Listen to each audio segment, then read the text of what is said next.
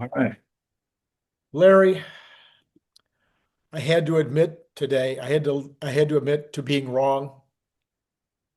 Yesterday, No, yesterday, I, yesterday I can't believe you were wrong. I put up a big post, a big post. I said absolutely what 436 was the bottom.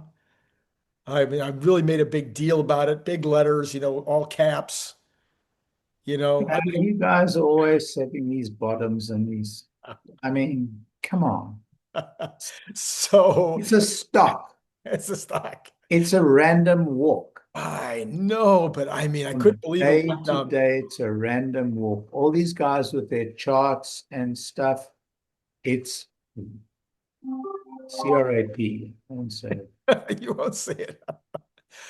Well, okay. So some of the, what I think you and I have even agreed about this in the past is that the technical stuff becomes true because it's self-fulfilling because there's so many people that follow certain kinds of charts, and so there's a self-fulfilling aspect to it. There are not that many, there aren't enough people to overwhelm the market that follow any particular guru or any particular methodology or any particular technique.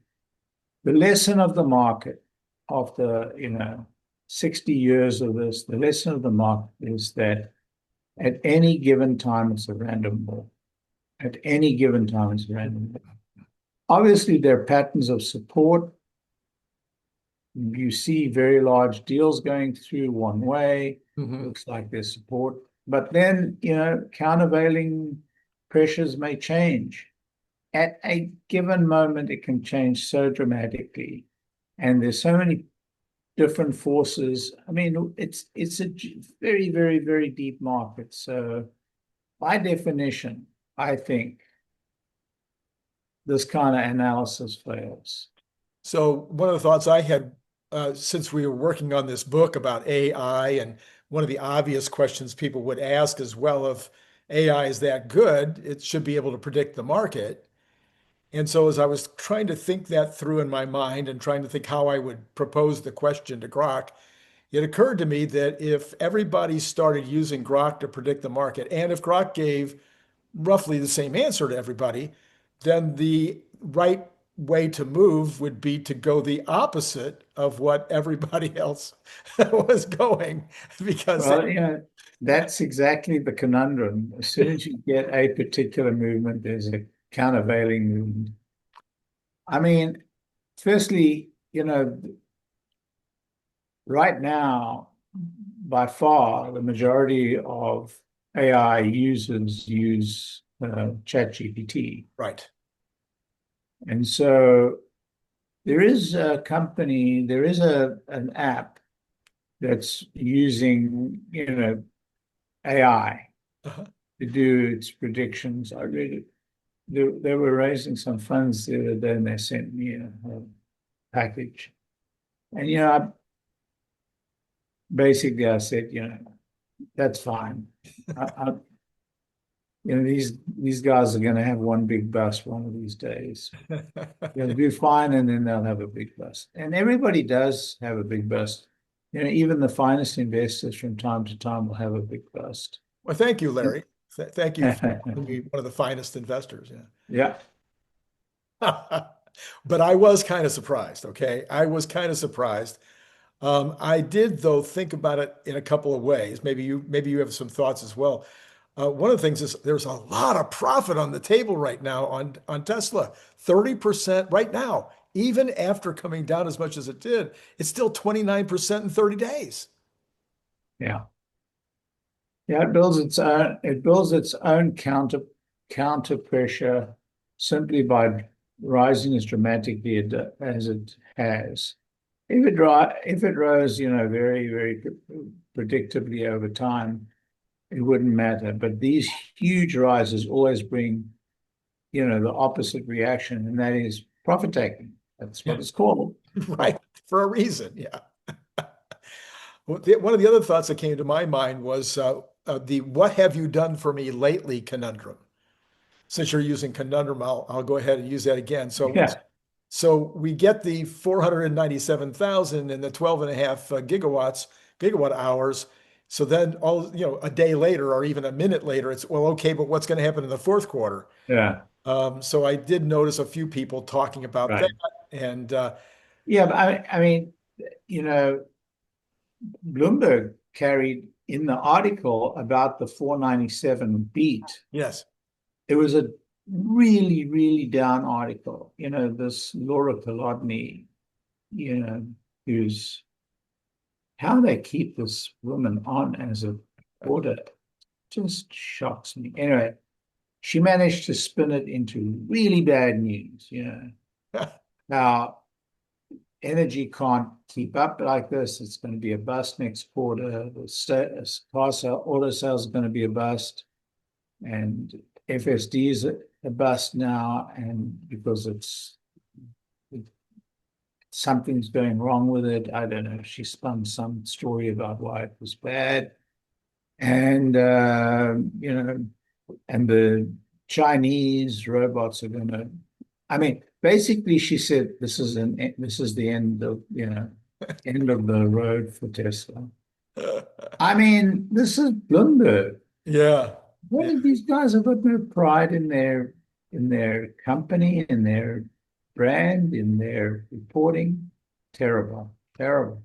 So another one of the headlines was that the controller of the state of New York put out a letter to the stockholders of Tesla saying, you guys need to vote this package down. This is a ridiculous package. And why would you put so much of your, future in the hands of just this one man? And he just went on and on and on and on. And so some people thought that this might have impacted the stock. I don't think so. What did you think? What do you think about what he said? But more importantly, do you think Dan Ives responded, there isn't a chance, there's a better chance of him playing for the professional football this season than there is of that vote being no. What do you think about the subject? The vote is a foregone conclusion. Okay. Absolutely a foregone conclusion. Because the difference between this vote and the vote last time is that Elon can vote his stock. So we're talking about a massive block of stock. 12, 13. Gigantic block of stock. So it's a foregone conclusion. The retail investors all, they all responded well. Alexandra, she's just amazing. She is just, she's the GOAT. She's the greatest of all time in terms of, she should be IR. No, that's not true, actually. Travis is doing just a great job. He's doing a really great job of IR. We thought when we lost, he's brand new at the job. Well, it's almost a year now, but he's really put it together quietly but efficiently, and it's just everything's going well. I think the votes are going to be overwhelming, even without Elon's vote, and Elon will, seal the deal. So I'm very, very comfortable. Look, if we voted yes on the last deal, this is hell yes for this deal, because the guy only gets paid if if we get to trillions. Why would we not give him this? What's the matter with this idiot from New York? Oh, I'm sorry. He has Elon derangement syndrome. Oh, yes, I think that could be part of it. Yeah. Yeah. Yeah. Yeah. And he's in a position of authority and looking over the funds of millions of professionals in the state of New York. Sad that he would not use just financial decision making as opposed to emotion. I agree. Yeah. I agree. I couldn't agree more. I hate it. I hate it when professionals, financial professionals, get carried away with the politics of angst of today, the politics of hate, the politics of angst, the politics of gotcha. Financial professionals should not be doing this. And didn't we learn during the Me Too movement, all these companies that did all this DEI stuff. I thought we were over this. Well, apparently not. Apparently not. Model Q, theoretically we've seen one now, Yeah. and it's definitely just a stripped down or a version of the Model Y, assuming that the one we've seen is the one we're going to get. Yeah. What do you think is the timing on this, and now that we've seen one that wasn't even camouflaged?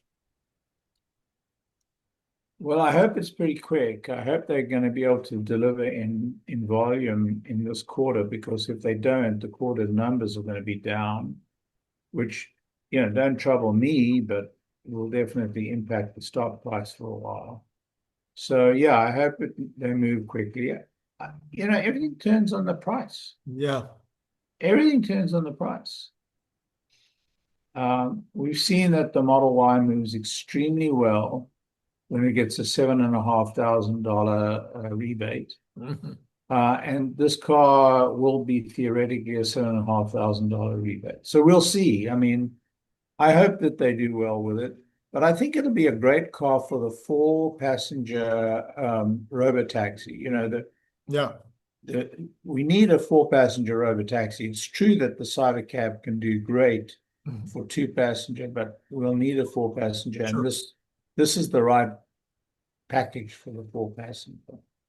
Yeah, I'm all for luxury. I've driven Cadillac sedan DeVilles and I've driven Jaguars, so I'm all for luxury. But quite frankly, I don't care about the sunroof and I don't care about the leather seats. I kind of actually prefer cloth seats, so I'm not sure that I wouldn't be a candidate for the less expensive version. Yeah. Yeah, the roof, I don't have a lot of head covering. And so when the sun is really strong, I do have to put a cap on in the car. So, but the glass roof is very strong. It's been proven to be very resilient. We've seen huge trees fall on the car and it's held that. And so it's a hell of a lot better than an aluminium roof, I'll tell you that. But I mean, I think people will buy the car. I mean, you buy the car for the incredible performance, the long lastingness, the motive power. So I think it'll do well as long as it's under that 37.5 cutoff point. Okay. I don't know if it will be. I hope so. I'm actually hoping for more like 34.9. We'll see. It may be at a stripped down bottom line, no, Yeah. nothing added may come in, but I think that's tight. I don't know if they'll be able to make it. By the way, on your show, I was the first to call close to 500. Close to 500. Okay. 500K of sales last Okay. month. All right. Okay. Last quarter. All right. We had this conversation and I said, I think it's going to be close to 500,000. And you said, really? And then you try to get me to go over 500,000. I said, I don't think we'll quite make it, but I think we're going to be awfully close. Well, we should pull that back up, Larry, and play it, We should. We have Elon did, yeah, it wasn't a promise, but he said FSD 14 would be out this week. It's Friday night. Are we going to still see FSD 14 this week, Larry? I've got a plethora of updates. Well, really only one update per car, but I've got 3 cars, I think. I just thought I had a lot of updates, but none of them were FSD. They were, and maybe they're prepping maybe it's a version you got to have in order to download, and so it could be some system adjustments that it has to make in order to download FSD. But I'll see. I mean, I'm on the road. Actually, 2 of my cars on the road, but my truck is at home. So we'll see. So you said that you've been enjoying your ride in your wife's Model 3, I think? Yeah, no, Model Y. Model Y. Wow. My brother's driving my Model 3. My wife's driving my Model Y. And, I'm driving my Model Y. My Cybertruck's at home. Got it. So the Model Y, this is the first time that you've First long trip. Yeah, yeah. It drives beautifully. It's a beautiful car. Gosh, it's so comfortable and quiet. Um, yeah, it's great. It's great. And I'll tell a little secret. Don't tell anybody. Okay. I was falling asleep the last half hour of the journey. I could only say to myself, look, if I didn't have FSD, I'd have to pull to the side of the road. Now I know if Elon's listening, I'm in trouble because I'm not supposed to do that with FSD, but it brought me here safely and I could trust it. Yeah, well, that's the second time I've heard from a friend of the channel who has recently either almost are absolutely fallen asleep in the last 24 hours. So maybe it's becoming a thing here. I don't know. I don't know. Well, okay, we've got Larry. Have you put in your application to become part of the urgent response team? No, I haven't actually. So you heard about the urgent response team, right? Yeah, I did. I think I did. I think I read about it yesterday. Was it So, yesterday? so the state of Texas, part of the rules that you have to comply with in order to get your full license is you have to have a an ability to clear the road of any stalled vehicle quickly. And so whether or not Elon or whether or not Tesla had planned to have an urgent response team, the state of Texas is requiring it. Wait a So minute. The auto manufacturer has to have it? whoever wants to have the license for the robo-taxis Oh, has they have to have a road clearance urgent response. capability. Right, right.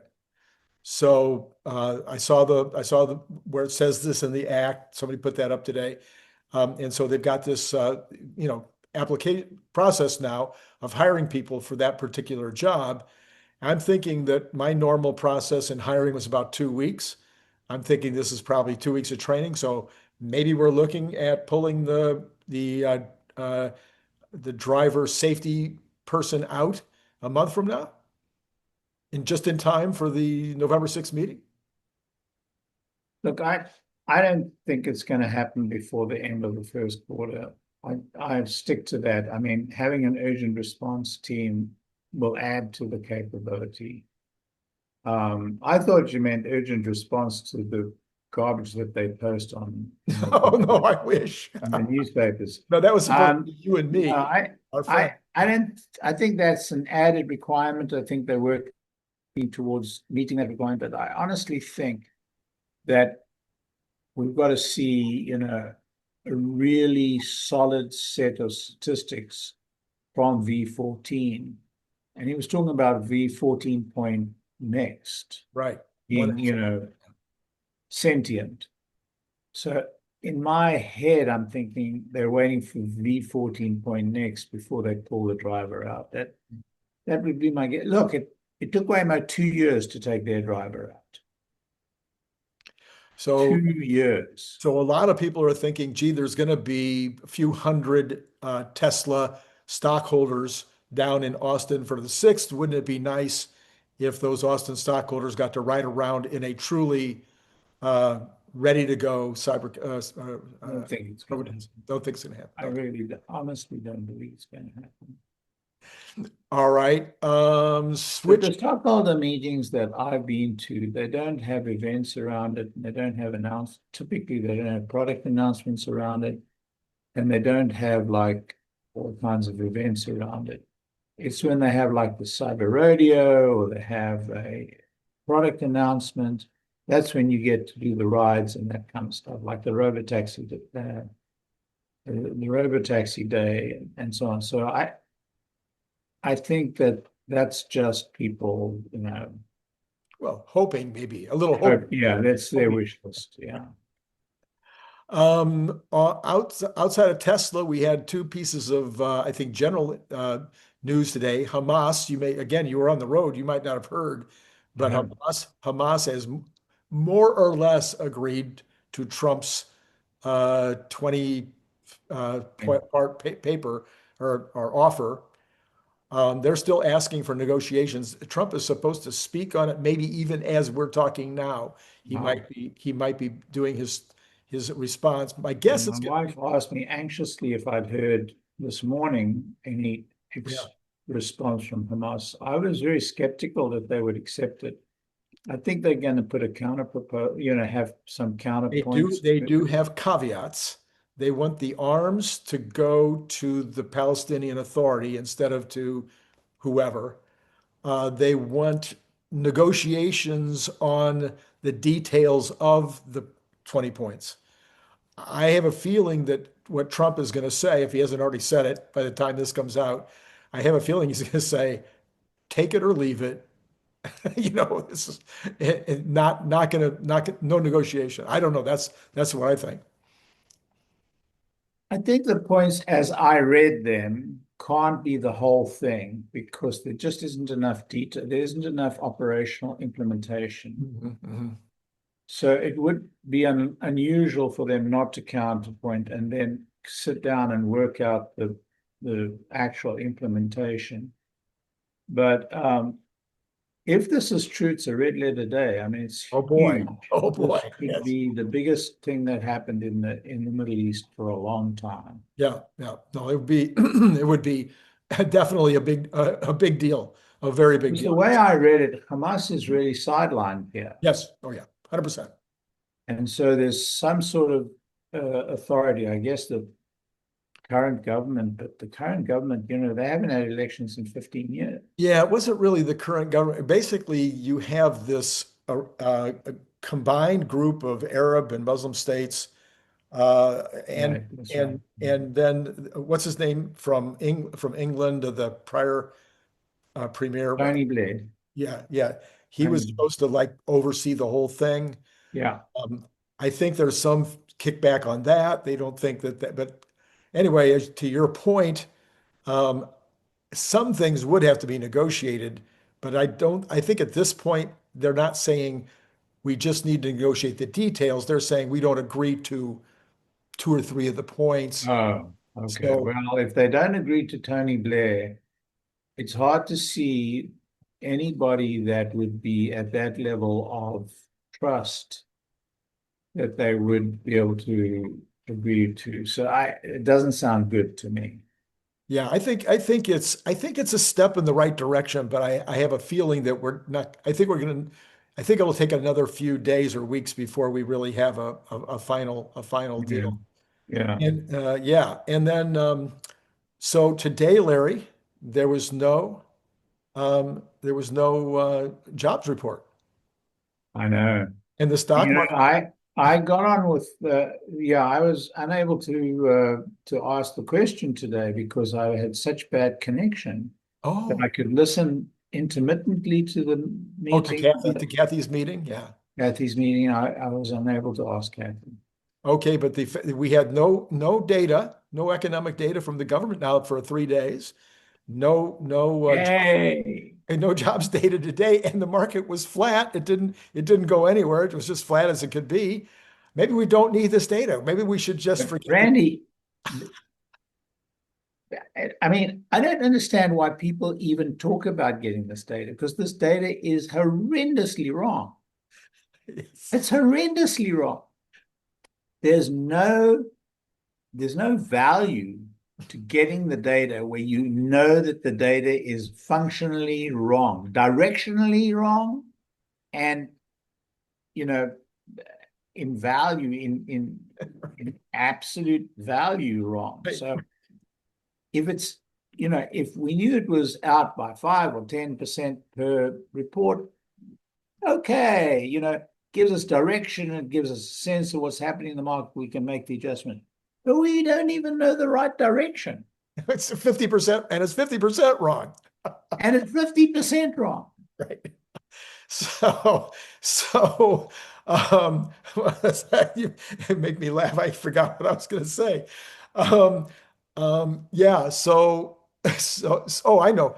So then I look back over the last 2 years, 3 years I've been doing the program, and really the last 2 years it's been worse. And I can remember you and I both saying, "Well, let's not pay any attention to the headline number.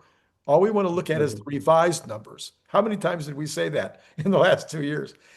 And then if that's true, and you have smart people out there, smart people playing the market, smart people playing, especially the bond market. These are supposed to be the baseball players, Yeah.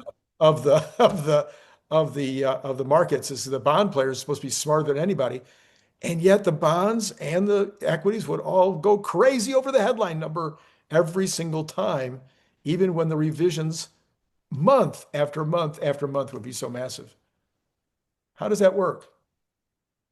Indeed, indeed. I mean, it really, I mean, we now know that the inflation numbers are lag quite significantly. Because of trueflation.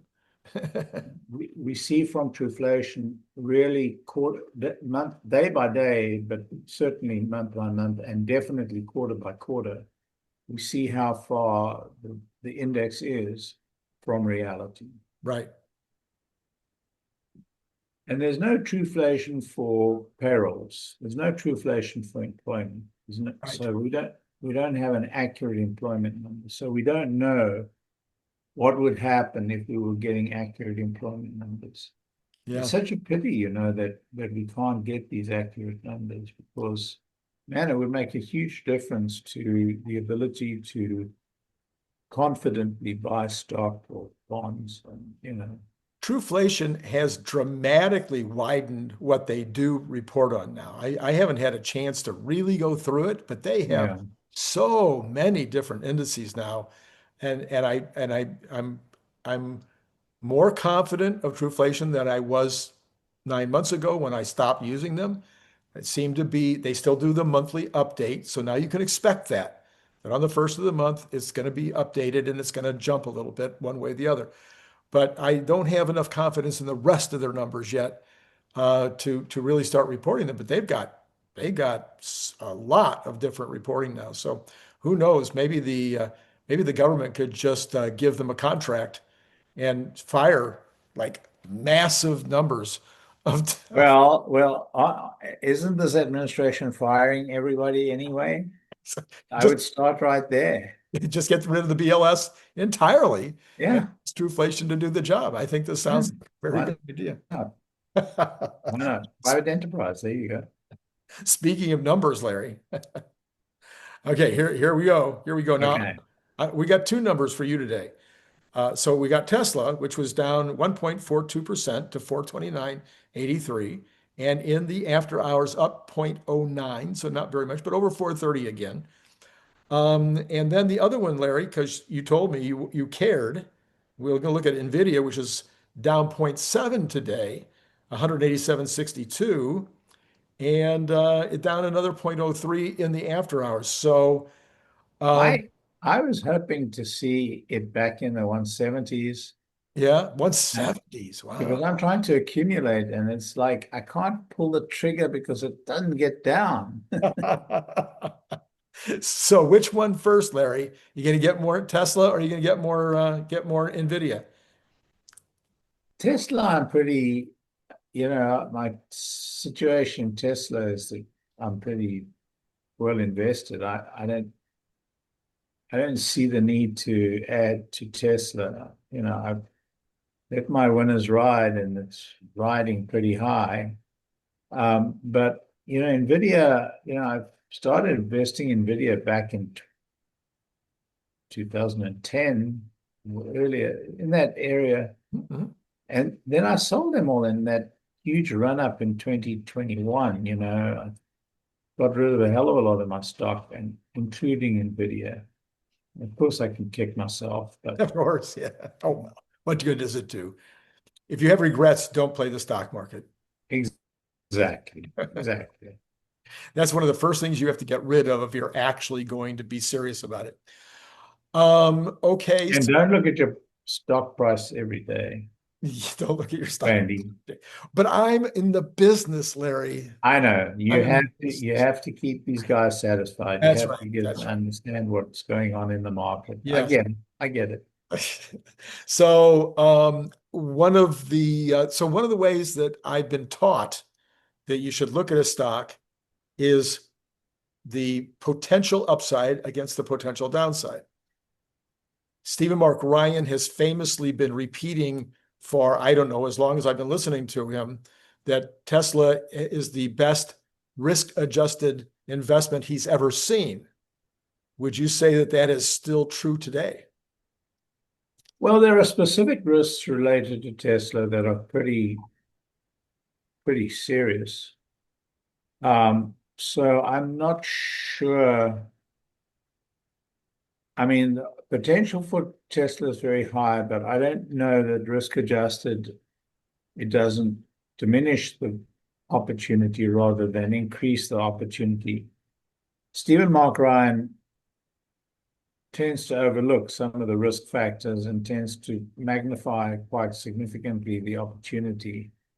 I'm not saying this as a criticism. I'm just saying this is that's how he appears in contrast to my judgment. Yes.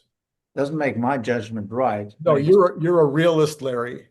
And I don't know about a realist. Stephen Mark Ryan and I are optimists, and you're a realist because you're optimistic in that regard, in regard to the stock price of in regard to the Tesla stock price. I wouldn't call you all 100% optimists.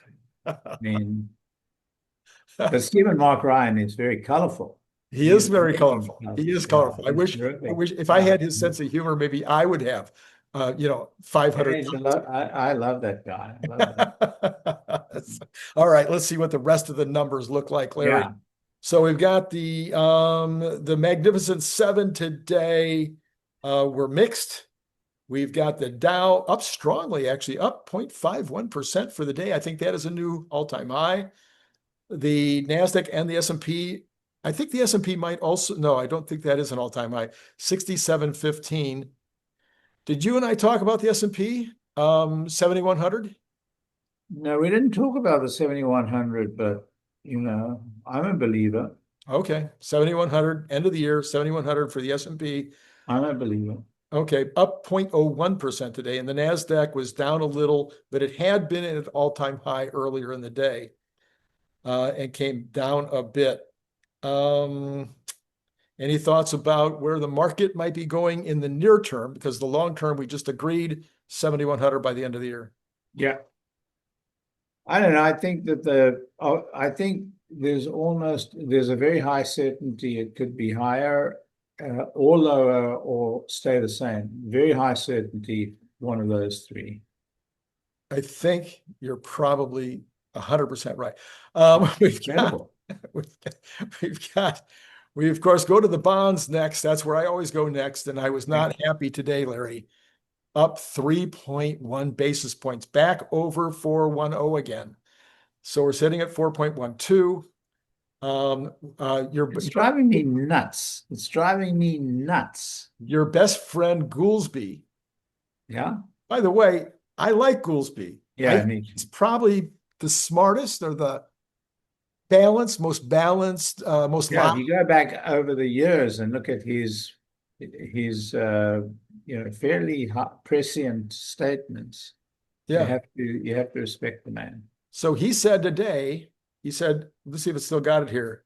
No, they took it away. Anyway, he said that he doesn't think maybe we don't need to move quite that quickly. So that's why the bonds, I think, acted the way they did today. Let me ask you this question. Yeah. Let's assume they drop a quarter point in the upcoming meeting. Yeah. Do you think the bonds will even react? Yes. I think there's a limit to how far apart they're going to be. So that doesn't mean they can't go further. I think the bonds want to rally right now because we keep seeing these attempts to rally and then they get shut down by something like Goolsby today. But I think the bonds are inclined to rally right now. And nobody's talking about the government shutdown. Nobody's talking about it. Nobody cares. Nobody cares.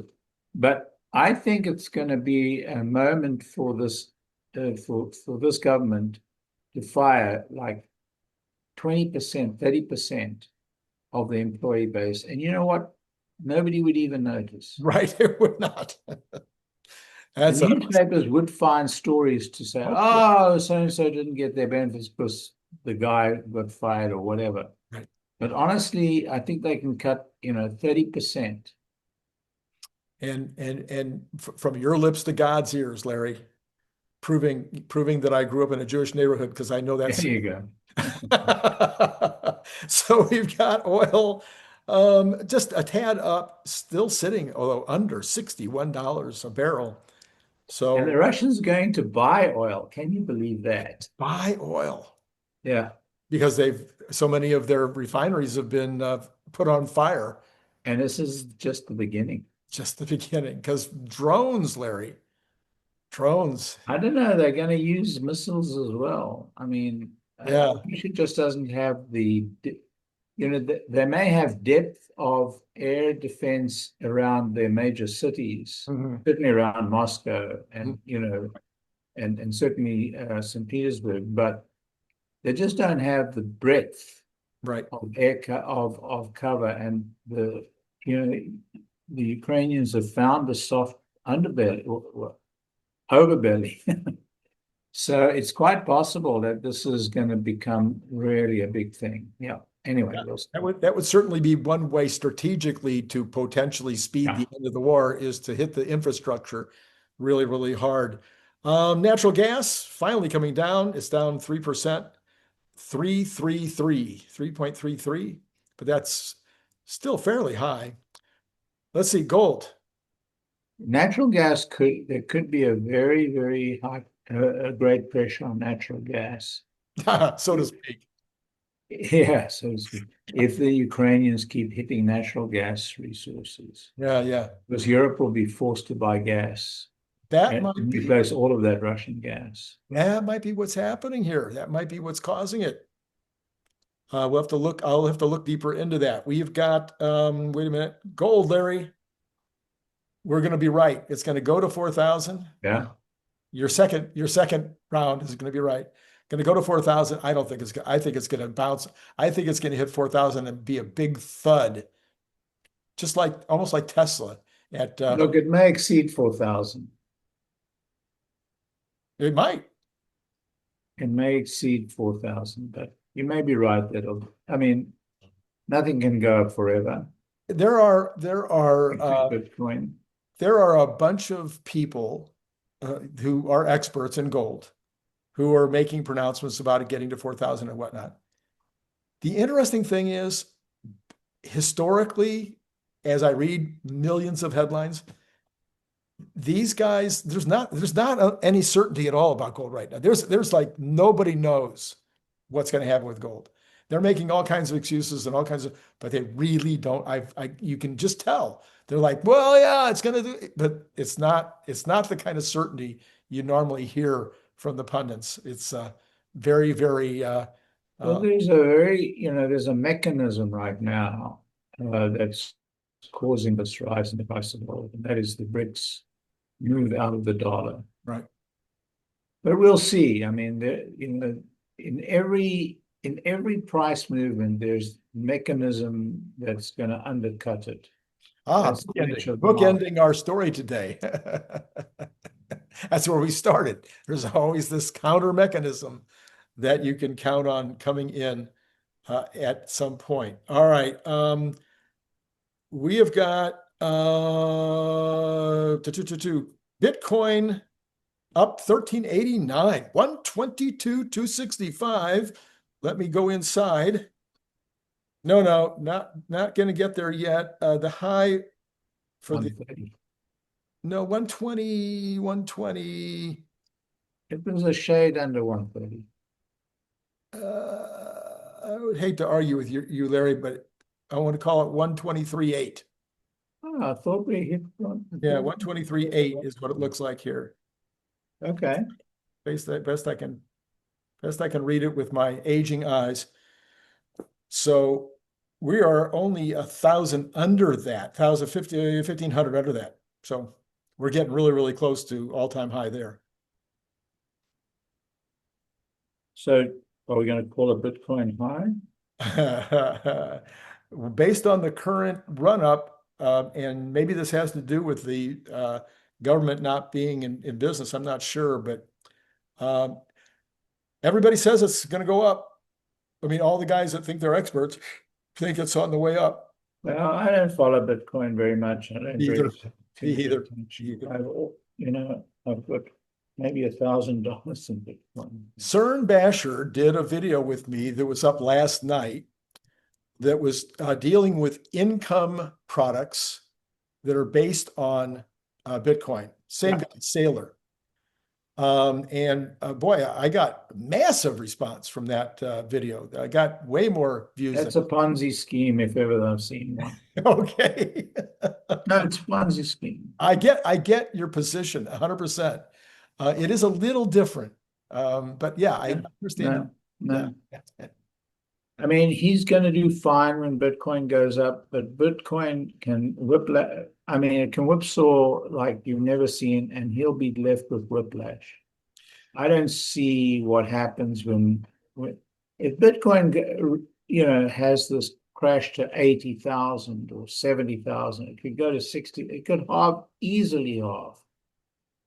Then I'd like to see what Mr. Saylor has to say. We had I have a great story on Ponzi schemes. I went, of course, to UCLA Law. I'm without bragging, UCLA Law at the time was the hardest university in the country, maybe the world, probably the world. I mean, UCLA undergrad was the hardest undergrad school to get into. In UCLA Law, there was 3,000 applications for 300 positions. I barely got in, Larry. I mean, I was number 299 or something, but I got in. Now, so you're talking about people that got some fairly decent brains. And believe it or not, there was a Ponzi deal that went around that everybody bought into. Oh, you give me $25 and then you get your friend and then blah, blah, blah. And if they give the 25 and eventually you'll get 793,000, whatever it was. And people were doing it right and left. And it was amazing to me to see that people bought in. Yeah. Yeah, I think Saylor's deal is a Ponzi deal. Okay, yeah. It's going to blow up. You may get the big red star on the refrigerator for that one at some point, Larry. Yeah, I'll get a lot of hate mail from your my listeners today. All right. Anything I left out, Larry? Did I miss anything that was important today? No, I mean, I was on the road, so I didn't see stock prices, I didn't see whatever was happening. But hopefully Kathy would give us, her view of what's happening in the marketplace. She's just been, she's traveled and she's done a lot of, she's had a lot of exposure. So it'd be very interesting to see what Kathy has to say. I mean, obviously, people are not talking about the government shutdown, but the government is shut down, and we're going to see. This is as Elon loves to say these days, is a fork in the road of destiny. Right, and so this weekend there could be a lot of Larry. If Kathy did her show, then Larry and I tomorrow. I guess we're still on for tomorrow, Larry. Yeah. Okay, so tomorrow we would have Larry and I talking about what Kathy would have to say, and then over the weekend, probably tomorrow afternoon. Anyway, will be Larry and Bradford talking about their investment, their new program, which everybody should watch. So yeah, lots and lots of Larry. Holy mackerel, Larry. Yeah. And tomorrow will have to be later than in the day than our usual show because I'm traveling in the morning, but I should reach my destination by midday. All righty. Well, for me, that's still, I'm barely up. So there you go. All right, Larry. Thanks as always for coming on. And to all of you out there, it's been great talking to you.